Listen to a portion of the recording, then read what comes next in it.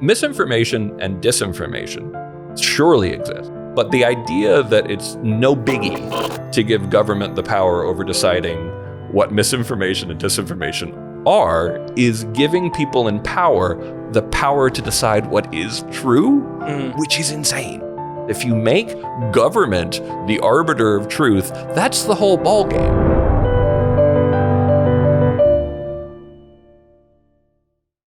Hello, I'm Fraser Myers, Deputy Editor of Spiked, and I'm delighted to be joined in conversation with Greg Lukianoff.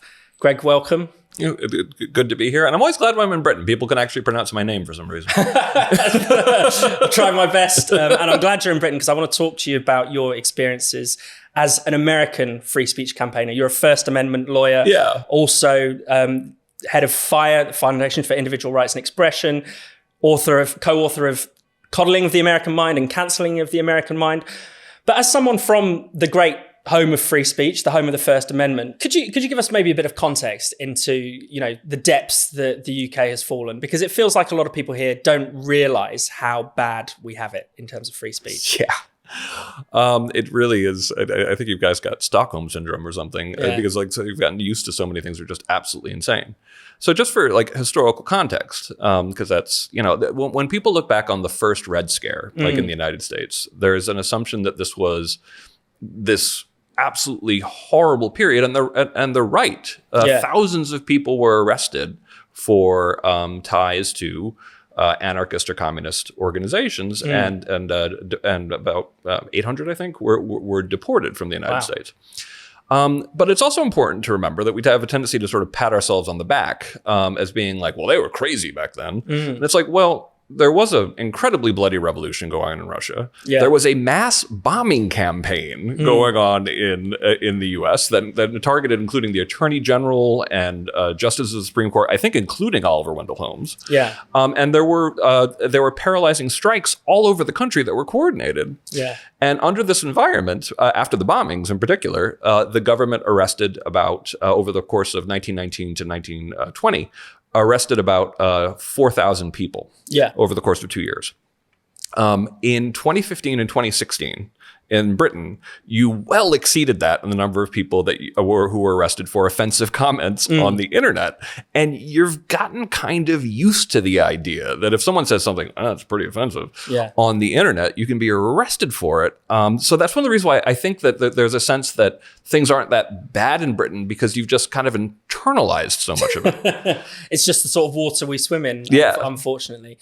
I mean, of course, what people will say is the obvious counter to that is, well, that's hate speech. Hate speech is not free speech. What do you say to that? Hate speech is the best marketing campaign for the pro-censorship movement in at least of the last 50 years, with one exception: misinformation, disinformation, which I can come back to. We'll come back to that, yeah. Hate speech, its early origins in the United States, at least, were, of course, people mention this guy a lot, but they should. People like Herbert Marcuse, who very explicitly, and in his 1965, essay "Repressive Tolerance," made the argument that, if we want a truly free and equal society, we need to censor the right wing. Yeah. He's very explicit about this. Yeah. We need to censor conservatives because, and we need state power so we can all be truly free. And it's kind of like, okay, you might prefer the term communist, but that's a fascist point of view. Yeah. And congratulations, that you thought of authoritarianism, which is one of the oldest ideas in the book. And there were people who sort of picked up the flag for Marcuse, and people like Richard Delgado and the founders of critical race theory, who the very first thing they did when they got together was write Words That Wound, later a book in the 1990s, arguing for greater restrictions on hateful speech. I've seen how this actually works on college campuses, because people say we don't have hate speech codes in the United States.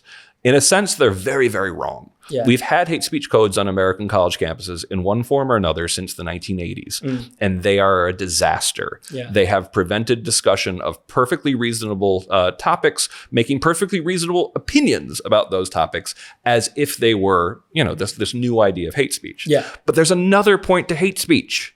You are not safer for knowing less about what people really think. Yeah. If there are 900 bigots in the room and you're the only one who's not, it's probably pretty good to know this. But here's the thing. Here's what British society is trying to tell you at the moment. There actually are 900 bigots in the room, but they're too afraid to say it. So we have to, keep you savages in line with the force of law and coercion. When it's kind of like, yeah, sure, I'm sure there are bigots in your society. And by the way, bigots have free speech rights too. Yeah. But it's also valuable to know what those people really think and why. Yeah. Definitely. I mean, because otherwise people end up expressing themselves in perhaps more coded ways, holding the same views. You don't change anyone's opinion by censoring them, do you? Well, no, but I mean, here's the thing. There's something in First Amendment law where we talk about driving bad speech underground with hate speech, with not just hate speech, but going after offensive speech. You drive bad ideas underground. And from social psychology, I can tell you that it's much worse than that, and it's really well documented. One of the best documented phenomenon in social psychology is group polarization. Yeah.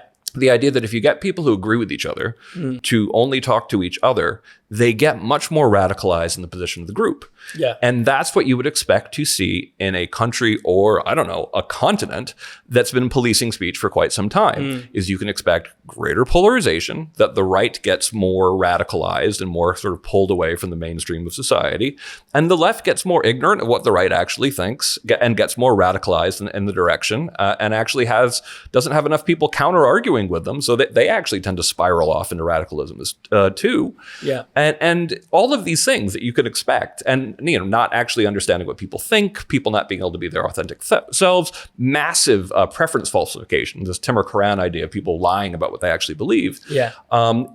You can see this all over Europe at the moment with an idea that, it's not so bad, we just occasionally arrest people for wrongthink. Yeah.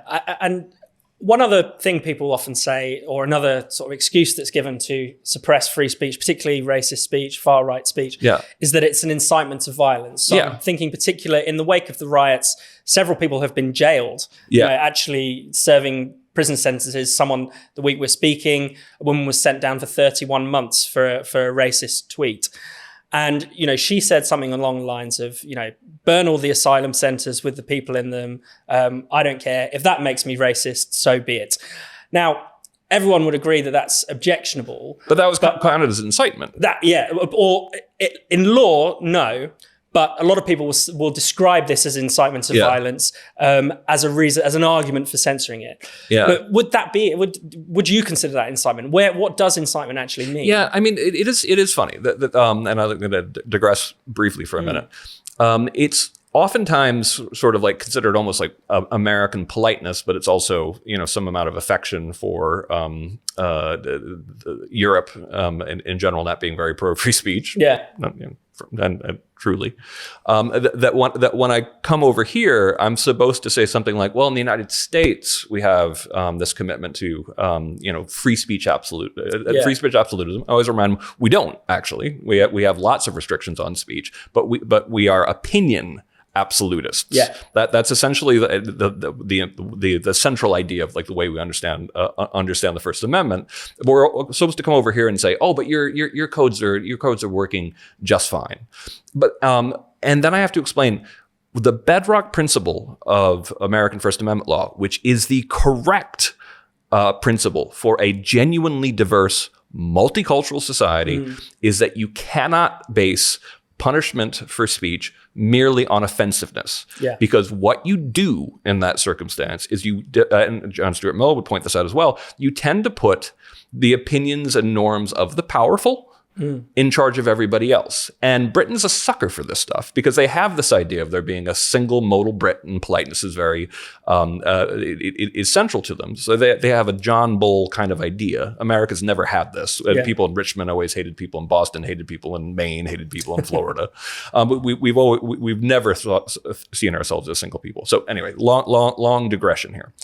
But if you take out the offensiveness part of it, we actually had to think of ways to actually deal with problems generated sometimes by people's speech in the real world. And we actually came up with some really sensible ways to look at it. So it can't just be that you're saying, I think these people should die. Because when you look at that, you don't really mean that should always be banned. Yeah. I'm sure Britain is constantly allowing people to say that if they think that their heart's in the right place, essentially.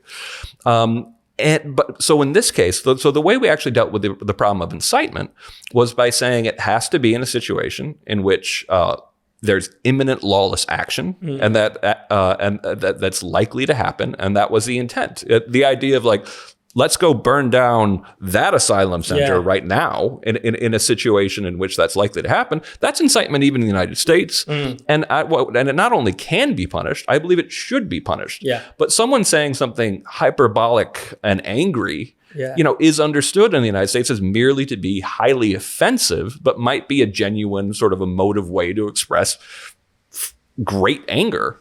And often these cases are people talking to, a few hundred or so Facebook friends or Twitter followers, complete.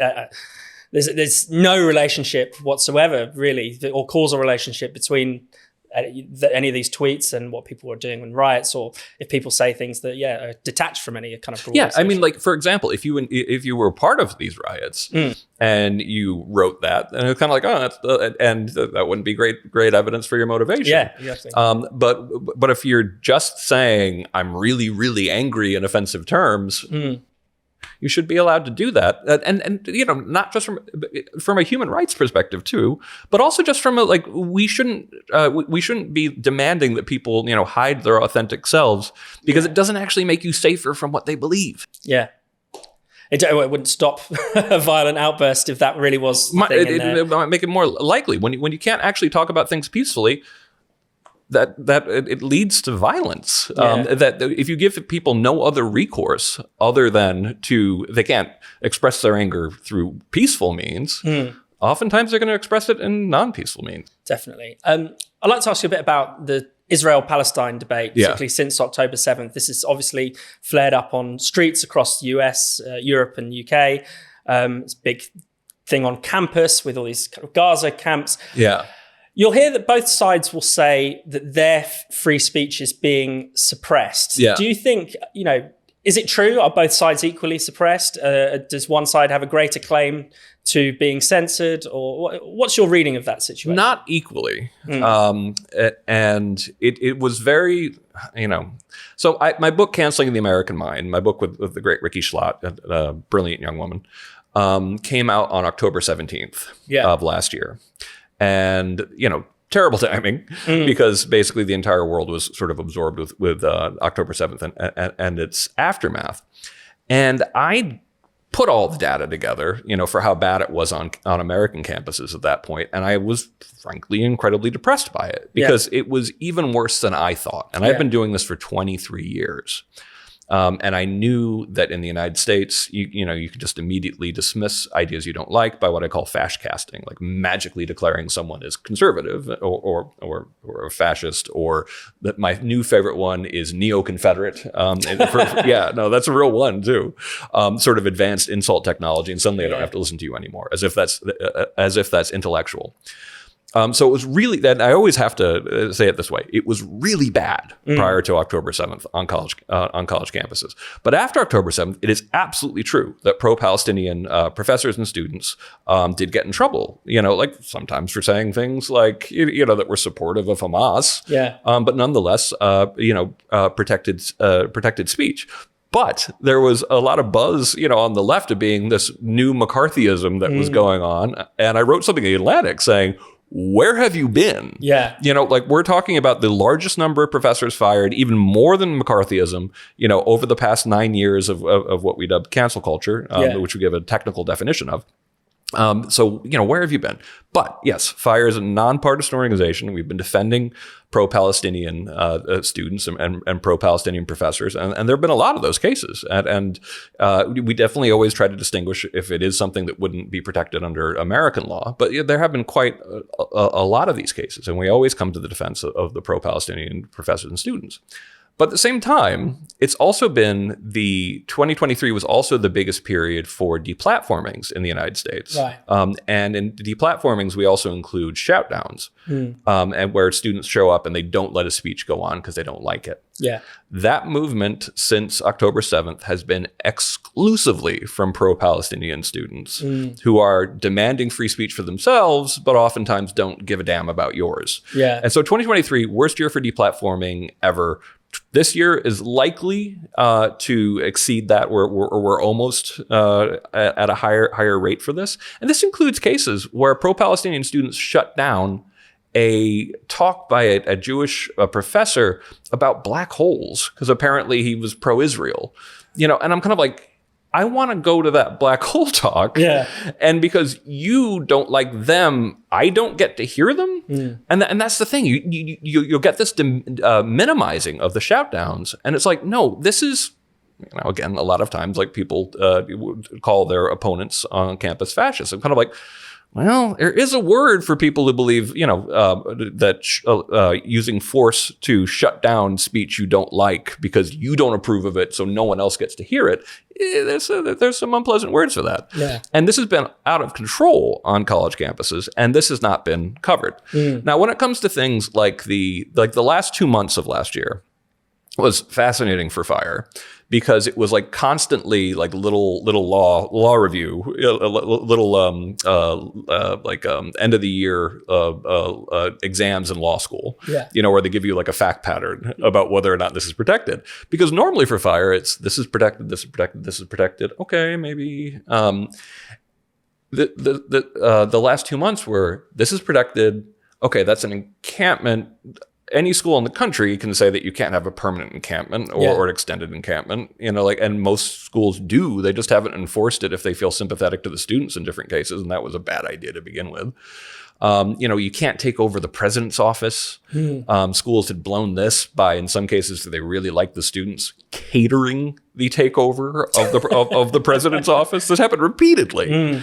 And then finally schools were like, oh, okay, this is probably not sustainable. This is kind of shutting down our university. And then, of course, there were incidents where the students should be expelled. And this included multiple situations in which students actually resorted to violence to scare speakers off campus.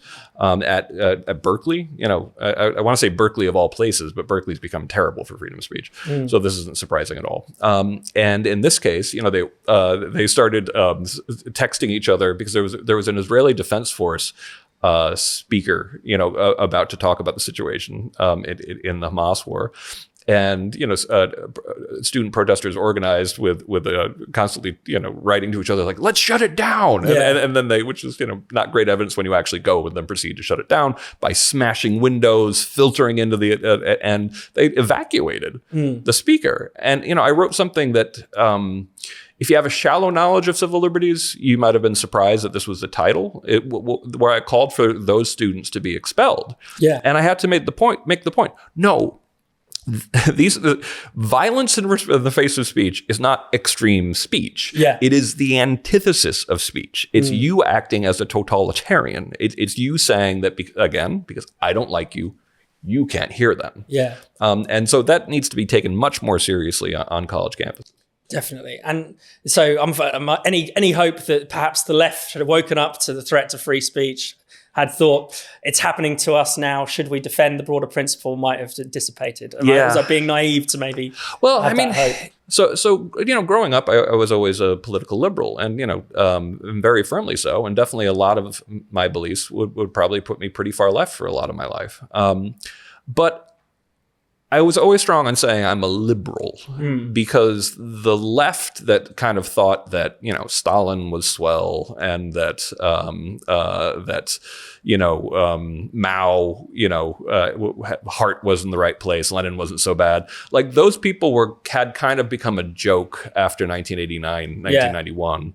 And I think a lot of us, on the left said good riddance and let's get back to actual liberalism. And one of the central ideas of that is freedom of speech.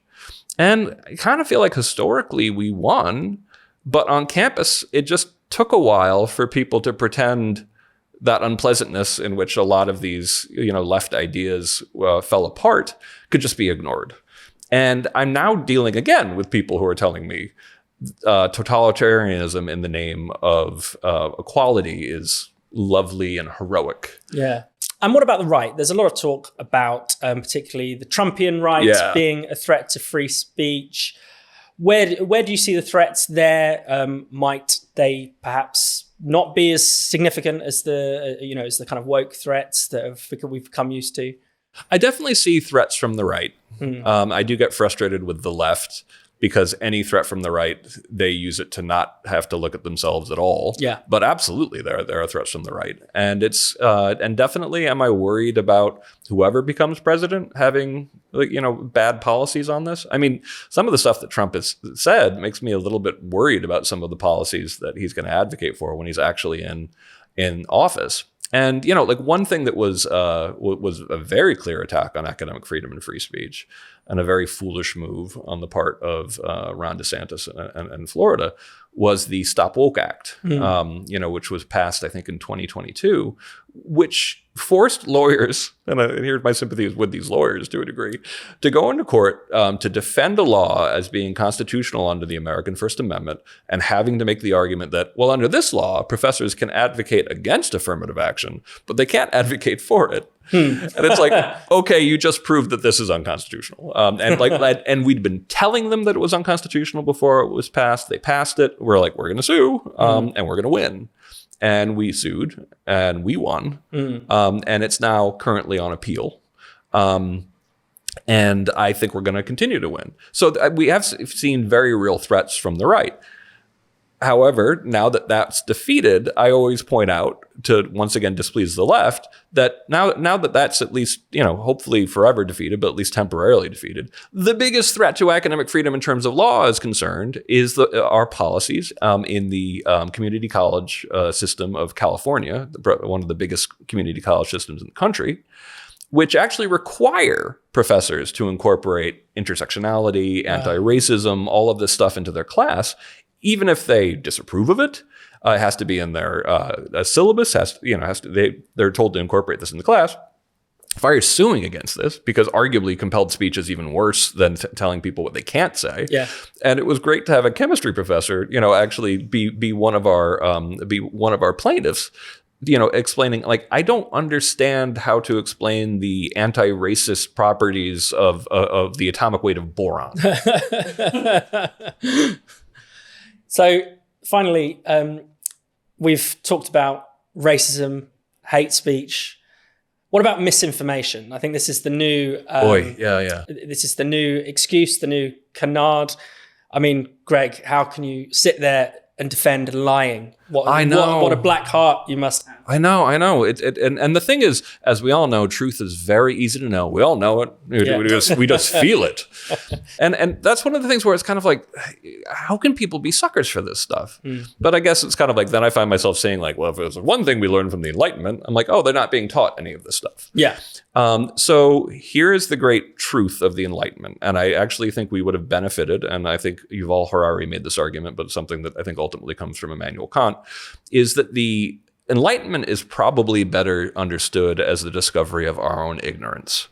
That essentially it was the moment when we realized that if we tested a lot of our folk wisdom, it doesn't hold up. It's BS. It's nonsense. And that's an amazing revelation for humanity, to realize that we have to test more because our common sense is wrong all the time. Our folk traditions are wrong all the time. And that was the beginning of understanding how hard truth is to know. It is an arduous and truly never-ending process. I mean, Jonathan Rauch makes this argument well in Kindly Inquisitors. He calls it liberal science, that essentially there are two rules, that no argument is ever truly over, and that essentially you can't claim special authority to shut down arguments. And that essentially we're prone to bias, all of these things that actually point out how bad we are at knowing the world as it is and how many systems we need for overlooking this. It all screams truth is hard to know and we're wrong all the time. Yeah. And the same people and we have a whole chapter on COVID, for example, in Canceling of the American Mind, talking about how many things that people got in trouble for that were later proven to be true. Yeah. During that. Wouldn't that give you a little bit of pause that giving the government power over misinformation, disinformation will just lead to the punishment of ideas that people in power don't like at that particular moment? And somehow that's been written off. Somehow like that those huge mistakes don't exist, but they're always endemic, because if you make government the arbiter of truth, that's the whole ball game. It's always been about how do you establish truth. It's actually a wonderful thing to realize that truth is hard to know in a lot of of ways, because it's one of the things that justifies, human freedom to a degree. It is that there's no omnipotent, single dictator who's going to know the truth of everything.